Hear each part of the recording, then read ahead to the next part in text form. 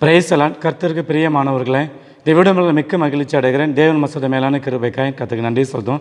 இந்த நாள் வசனத்தை நம்மை பார்த்தோம் என்று சொன்னால் யோவான் 14 அதிகாரம் 13 வசனம், நீங்கள் என் நாமத்தினால எதை கேட்பீர்களோ அதை செய்வேன்.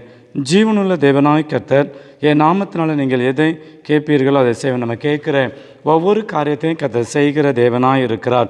ஜீவனுள்ள தேவனாகிய கர்த்தர் நம்ம கேட்குற காரியத்தில் பதில் கொடுக்க என்னென்ன காரியத்தை நம்ம கேட்டு சோர்ந்து பாரத்தோடு நம்ம கர்த்தர் இந்த புதிய மாதத்தில் கர்த்தர் இந்த புதிய நாட்களில் கர்த்தர் நம்ம கேட்குற காரியங்களை கணக்கு வச்சு பரலோகத்திலிருந்து வருகிற நன்மைகள் ஆசீர்வாதங்களை தந்து கர்த்தர் உங்களை உங்கள் குடும்பங்களை பிள்ளைகளை கர்த்தர் ஆசீர்வதிப்பாராக. ஜெபம்.